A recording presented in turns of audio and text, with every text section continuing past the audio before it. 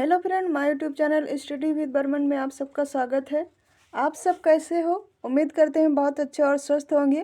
Friend, यदि आप UP triple S मुख्य सेविका की तैयारी कर रहे हैं या फिर ANM GNM community health nursing आदि की तैयारी कर रहे हैं तो हमारे चैनल से जुड़ जाइए। यहाँ पर आपको सारी क्लासेस मिलेंगी। चैनल से जुड़ने के लिए करना होगा आपको एक छोटा सा काम, यानी जो नीचे सब्सक्राइब बटन दिख रहा है उसे प्रेस करना होगा और साथ ही बेल आइकन को भी प्रेस करना होगा ताकि हमारे द्वारा आने वाले हर वीडियो का नोटिफिकेशन आपको सबसे पहले मिल सके।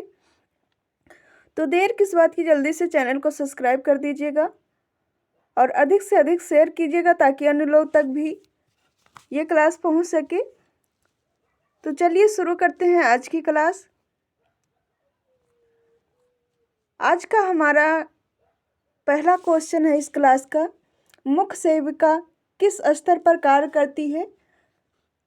तो आपको बताना होगा कि मुख्य सेविका किस स्तर पर कार्य करती है, खंड स्तर पर, ग्राम स्तर पर, राज्य स्तर पर या फिर इनमें से कोई नहीं। तो मुख्य सेविका जो होती है वो आपके खंड स्तर पर कार्य करती है, यानी राइट आंसर ऑप्शन ए होगा। खंड स्तर यानी ब्लॉक स्तर पर कार्य करती है, जबकि ग्राम स्तर पर जो है वो आंगनवाड़ी कार्यकर्त्री जो होती हैं वो कार्य करती हैं। मुख्य सेविका के कौन कौन से कार्य होते हैं, कौन कौन सी जिम्मेदारियां होती हैं, ये सब की डिटेल हमने आपको एक क्लास में पूरी बता दी है। जो लोग नहीं देखे हैं वो लोग प्लेलिस्ट देख लेंगे, वहाँ पर आपको वो क्लास मिल जाएगी। उसमें पूरी डिटेल से दी हुई है, आप लोग देख सकते हैं। चलिए देखते हैं अगला क्वेश्चन। अगला क्वेश्चन है हमारा, भारत में शास्त्रीय भाषा का दर्जा प्राप्त करने वाली पहली भाषा निम्नलिखित में से कौन सी थी? आपको बताना होगा। क्वेश्चन काफ़ी अच्छा है। तेलुगु, मलयालम, उड़िया या फिर तमिल? तो इस क्वेश्चन का राइट आंसर आपको बताना होगा कि तेलुगु कौन सी भाषा है जो शास्त्रीय भाषा प्राप्त हुई थी। राइट आंसर ऑप्शन डी रहेगा, यानी तमिल जो है वो सबसे पहले शास्त्रीय भाषा का दर्जा प्राप्त कर चुकी है।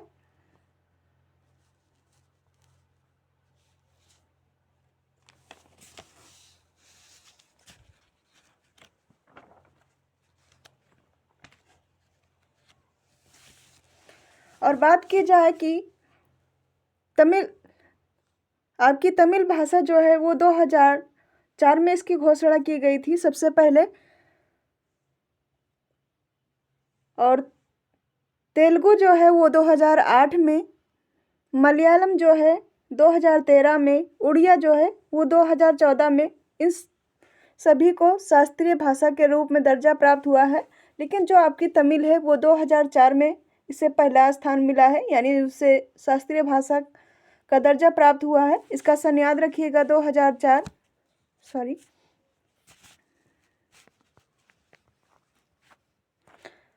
इसका ये भी याद रखिएगा वर्ष। अगला क्वेश्चन है क्वेश्चन नंबर 3, समाज में महिलाओं की स्थिति सुधारने के लिए भारत में पारित कानूनों का सही क्रम पहचाने। आपको बताना होगा कि भारत में जो महिलाओं की स्थिति सुधारने के लिए जो कानून बने हैं उनका क्रम कौन सा है, आपको देखना होगा। क्वेश्चन बड़ा है। पहला ऑप्शन देख लीजिएगा, घरेलू हिंसा से महिला अधिनियम, पंचायती राज अधिनियम, उत्तराधिकारी अधिनियम, या फिर दूसरा ऑप्शन देख लीजिए,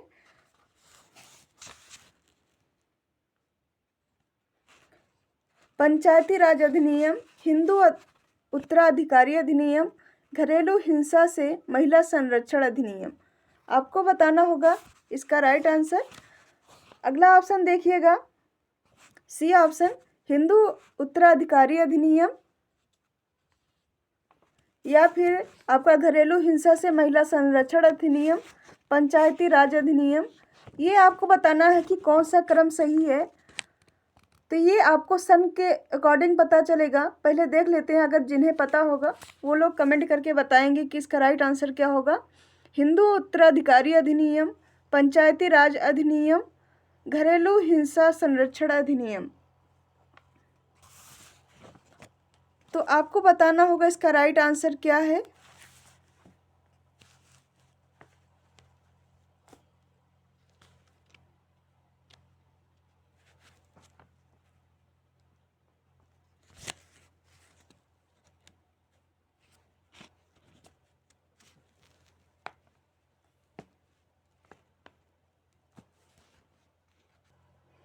इस क्वेश्चन का राइट आंसर होगा ऑप्शन डी, यानी हिंदू उत्तराधिकार अधिनियम, पंचायती राज अधिनियम, घरेलू हिंसा से महिला संरक्षण अधिनियम, ये इसका सही क्रम है। तो यानी राइट आंसर ऑप्शन डी रहेगा। आइए हम देखते हैं इसका क्रम, थोड़ा डिटेल में देख लेंगे, क्योंकि ये जानना जरूरी है कि किस वर्ष में कौन सा अधिनियम पारित हुआ था। समाज में महिलाओं की स्थिति सुधारने के लिए भारत में पारित विभिन्न कानूनों का सही क्रम इस प्रकार है। पहला देखिएगा, 3 ही ऑप्शन थे। पहला है हिंदू उत्तराधिकार अधिनियम जो 1956 में पारित हुआ था। दूसरा है पंचायती राज अधिनियम 1953 में, और घरेलू हिंसा से संरक्षण अधिनियम जो कल हमने आपको बताया था 2005 में। तो ये आपका सही क्रम है, यहाँ पर देख लेंगे। पहला है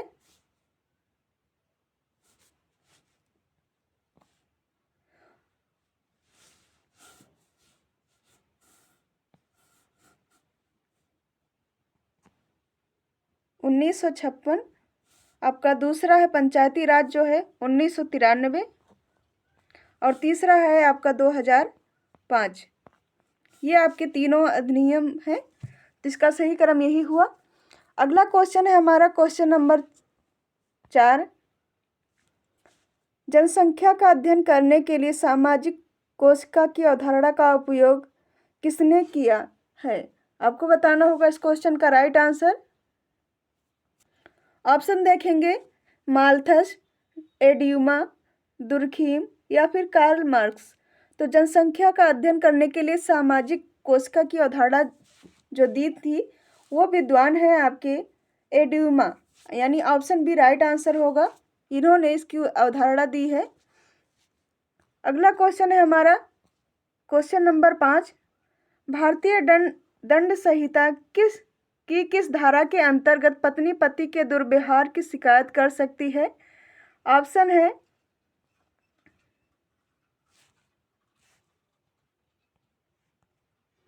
धारा 496, धारा 497, धारा 498 या फिर धारा 499। तो भारतीय दंड संहिता जो है उसमें अगर पत्नी को पति के द्वारा दुर्व्यवहार की शिकायत करनी होती है तो वो धारा 497 के अंतर्गत करती है, यानी राइट आंसर ऑप्शन बी रहेगा। देखेंगे थोड़ा डिटेल। भारतीय दंड संहिता की धारा 497 के अंतर्गत पत्नी अपने पति द्वारा किए गए दुर्व्यवहार उत्पीड़न की शिकायत कर सकती है। याद रखिएगा, जो भी केस होता है इसी धारा के अंतर्गत होता है घरेलू हिंसा का। अगला क्वेश्चन है क्वेश्चन नंबर 6। चेतन तथा अचेतन प्रकार के सामाजिक नियंत्रण का प्रतिपादन किसने किया था। आपको बताना होगा कि चेतन व अचेतन प्रकार के सामाजिक नियंत्रण का जो प्रतिपादन किया था वो चार्ल्स कोले ने किया था। राइट आंसर ऑप्शन बी रहेगा इस क्वेश्चन का, देख लीजिएगा। अगला क्वेश्चन है क्वेश्चन नंबर 7। निम्नलिखित में से ऊर्जा के स्रोत हैं। आपको बताना होगा कि ऊर्जा का स्रोत कौन सा है। काफ़ी अच्छा क्वेश्चन और नॉर्मल क्वेश्चन है, आप कमेंट करके बताएंगे इसका राइट आंसर। तो इसका राइट आंसर ऑप्शन डी रहेगा, यानी उपरोक्त सभी होंगे। सर्वाधिक जो होती है वो कार्बोहाइड्रेट में पाई जाती है ऊर्जा एनर्जी। ऑप्शन डी यहाँ पर सही है। मनुष्य के चयापचय और शारीरिक कार्यों के लिए ऊर्जा भोजन और उसके सूक्ष्म रहेगा। यहाँ सूक्ष्म पोषक घटकों को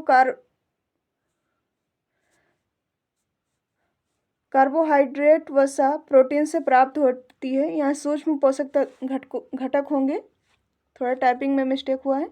अगला क्वेश्चन है क्वेश्चन नंबर 8। हमारे शरीर के कुल भार का कितना प्रतिशत भाग प्रोटीन से बना होता है? काफ़ी अच्छा क्वेश्चन है। ये क्वेश्चन हमने पहले भी कराया है, फिर से रिपीट हो रहा है, तो आप कमेंट करके बताएंगे इसका राइट आंसर क्या होगा। यानी प्रोटीन का कितना योगदान होता है हमारे शरीर में? 60%, 50%, 40% या फिर 20%? तो इसका राइट आंसर है ऑप्शन डी।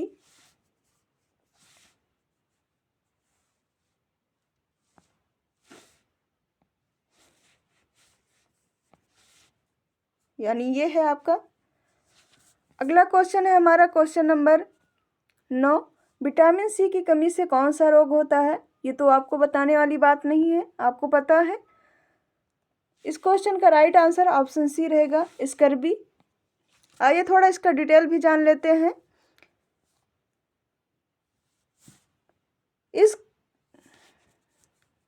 यहाँ थोड़ा फिर से मिस्टेक हुआ है। इस विटामिन यहाँ ये पूरा विटामिन सी की कमी से होने वाला रोग है स्कर्वी जो है। यहाँ स्कर्वी को यहाँ पर मिस्टेक हुआ है। स्कर्वी जो है आपका, स्कर्वी विटामिन सी की कमी से होने वाला रोग है।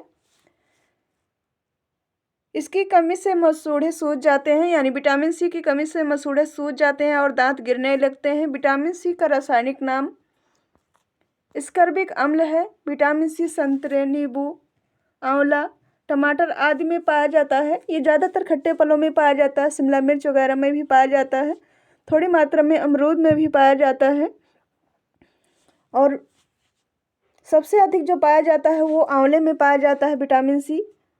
तो इसका हुआ राइट आंसर ऑप्शन सी, यानी स्कर्वी रोग होता है विटामिन सी की कमी से। अगला क्वेश्चन है हमारा क्वेश्चन नंबर 10। पीरियड्स के दौरान सफाई हेतु उपयोग किया जाता है। यानी पीरियड्स के दौरान आप किसका उपयोग करते हैं, आपको ये बताना होगा। सैनिटरी नैपकिन, टैम्पॉन, मासिक धर्म का कप्स। कप्स आता है, अब आने लगा है काफ़ी मात्रा में, काफ़ी यूज़ भी होता है। ऐसे बना होता है,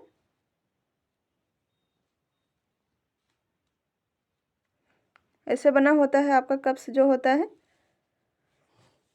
टैम्पॉन होता है, आपने देखा होगा, ऐसे होता है इसका आकार, ऐसे थोड़ा। सैनिटरी पैड तो आपने देखा ही है।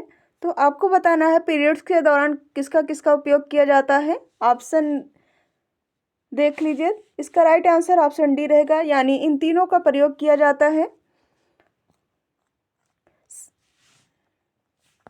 पीरियड्स के दौरान सफाई सैनिटरी नैपकिन, टैम्पॉन व मासिक धर्म कप्स का उपयोग होता है, जिसमें सैनिटरी नैपकिन में उपस्थित जेल,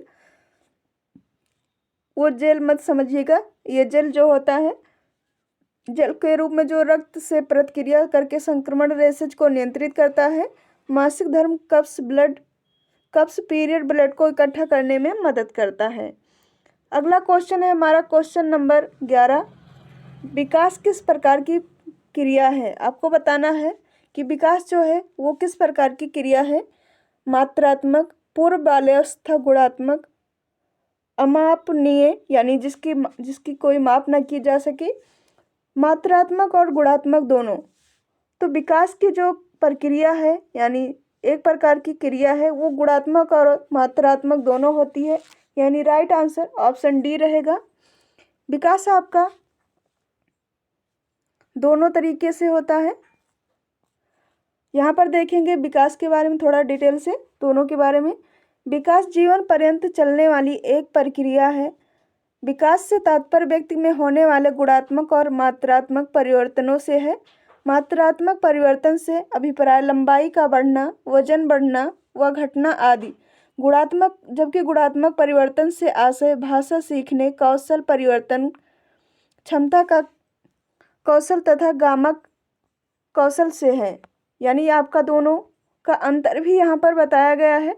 जो आपका मात्रात्मक परिवर्तन है, विकास है, वो आपका लंबाई बढ़ना, वजन बढ़ना, घटना आदि है, और जबकि आपका गुणात्मक परिवर्तन है, विकास, वो आपका भाषा सीखने और परिवर्तन क्षमता कौशल जैसे विकास जो आपका स्किल डेवलपमेंट होता है उसके बारे में बताया जा रहा है, उससे आशय है। अगला क्वेश्चन है क्वेश्चन नंबर 12, नियोनेटल मोर्टिलिटी, नवजात शिशु मृत्यु से आशय है। आपको बताना है, ये क्वेश्चन काफ़ी पूछा जाता है।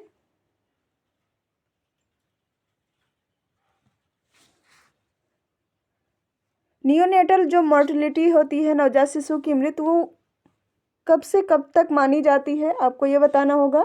जन्म के 28 दिनों के भीतर होने वाली मृत्यु, जन्म के बाद 35 दिनों के भीतर होने वाली मृत्यु, जन्म के बाद 60 दिनों के भीतर होने वाली मृत्यु, या फिर जन्म के बाद 7 सप्ताह के भीतर होने वाली मृत्यु। तो नियोनेटल जो मोर्टिलिटी रेट होता है, माना जाता है, वो आपका जन्म से 28 दिनों के भीतर होने वाली मृत्यु को माना जाता है। इसका राइट आंसर ऑप्शन ए रहेगा। नवजात अवस्था में जन्म के समय से लेकर जन्म के 28 दिनों के भीतर होने वाली मृत्यु नियोनेटल मोर्टिलिटी कही जाती है। आपके क्वेश्चन का राइट आंसर ये हुआ, यहाँ तक आपको पता चला।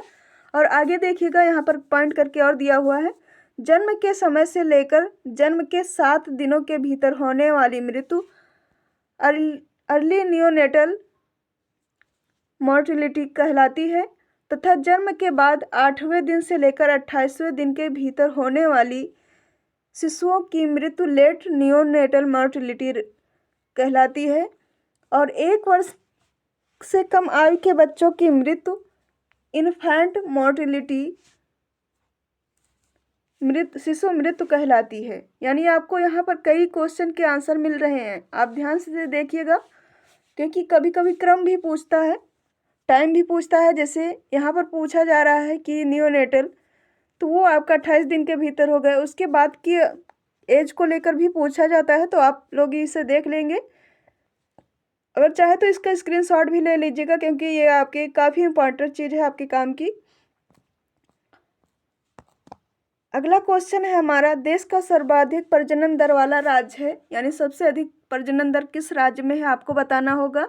बिहार, उत्तर प्रदेश, झारखंड या फिर मेघालय। तो इस क्वेश्चन का राइट आंसर है ऑप्शन ए, यानी बिहार जो है प्रजनन दर में सबसे अधिक है।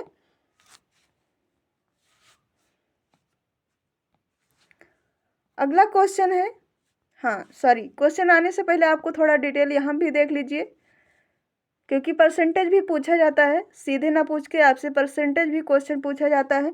बिहार राज्य की सर्वाधिक प्रजनन दर वाला राज्य है, जिसकी प्रजनन दर जो है वो 3.1 करके है, जबकि यूपी की 2.3 करके है, और आपका मेघालय जो है 2.9 है।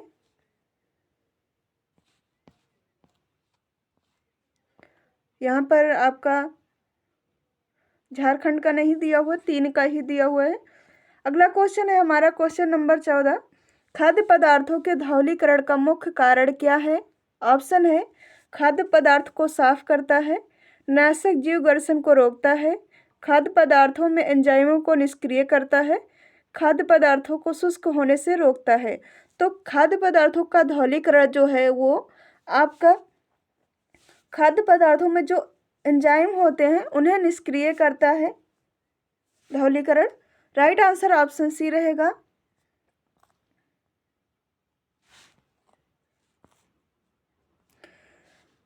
खाद्य पदार्थों के यहाँ ध्वनिकरण आ गया, फिर धौलीकरण यहाँ पर रहेगा, यानी ब्लैंचिंग का मुख्य कारण खाद्य पदार्थों के एंजाइमों को निष्क्रिय करना। धौलीकरण यानी ब्लैंचिंग गर्म पानी यहाँ पर अभाव नहीं रहेगा, भाप द्वारा की जाती है। यानी धौलीकरण जो किया जाता है वो भाप के द्वारा किया जाता है, जिससे खाद्य पदार्थों में उपस्थित जीवाणु नष्ट हो जाते हैं। इस विधि द्वारा खाद्य पदार्थों में उपस्थित परकीड़ों को नष्ट करके उसे खराब होने से बचाया जाता है। तो ये है आपका राइट आंसर, यानी धौलीकरण का मतलब आप जान गए होंगे। अगला क्वेश्चन है क्वेश्चन नंबर 15, 20वीं शताब्दी को बालक की शताब्दी किस मनोवैज्ञानिक ने माना है। ऑप्शन है, crow and crow, Stanley hall, fraud या फिर डॉक्टर अर्नेस्ट। तो 20वीं शताब्दी को बालक की शताब्दी का वर्ष माना है, वो माना है क्रो एंड क्रो ने। ये एक आपके मनोवैज्ञानिक हैं, इन्होंने यह परिभाषा दी है। अगला क्वेश्चन है हमारा क्वेश्चन नंबर 16। इम्यूनोलॉजी यानी प्रतिरक्षा विज्ञान के जनक कौन है, आपको ये बताना होगा। Robert Koch, Louis Pasteur, Edward Jenner या फिर लैंड स्टीनर।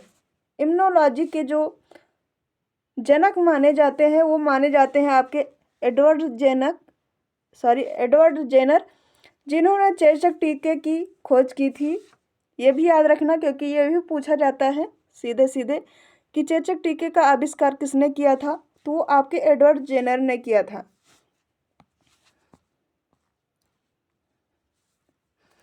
अगला क्वेश्चन है क्वेश्चन नंबर 17। मलेरिया परजीवी का प्राथमिक परपोषी है। यहाँ थोड़ा मिस्टेक हुआ है, एक मादा एनाफिलीज होगा, एक नर।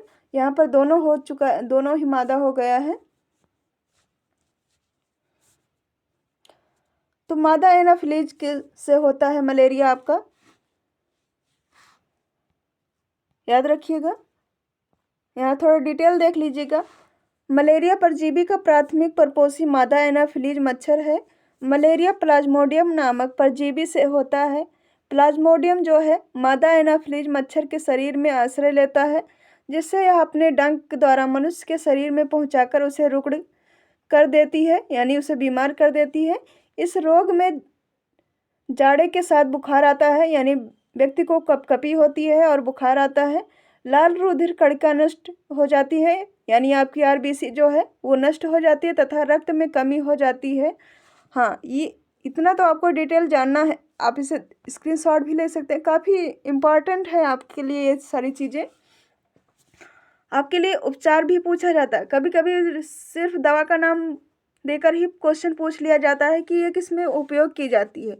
तो आपकी जो मलेरिया के लिए उपचार के लिए दवाओं का उपयोग किया जाता है वो कुनेन, पेलुड्रीम, क्लोरोक्विन, प्रीमाक्विन आदि औषधियाँ दी जाती हैं इसमें।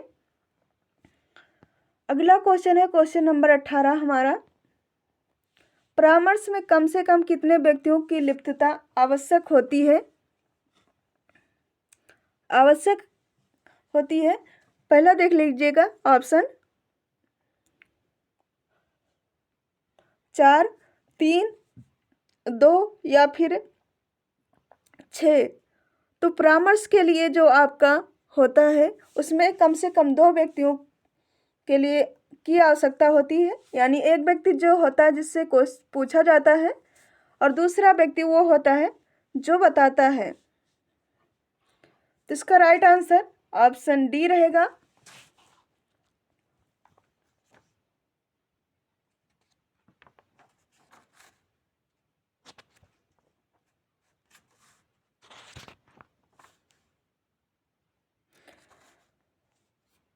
इसमें 2 व्यक्ति होते हैं, यानी काउंसलिंग के लिए 2 व्यक्तियों की आवश्यकता होती है।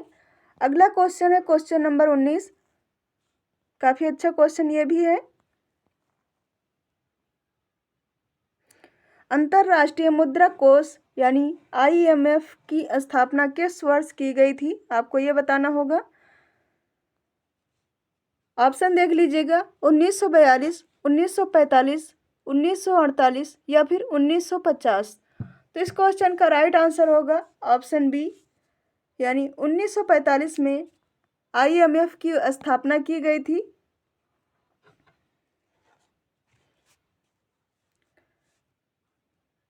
अगला क्वेश्चन है हमारा, हाँ थोड़ा यहाँ डिटेल भी देख लीजिएगा थोड़ा।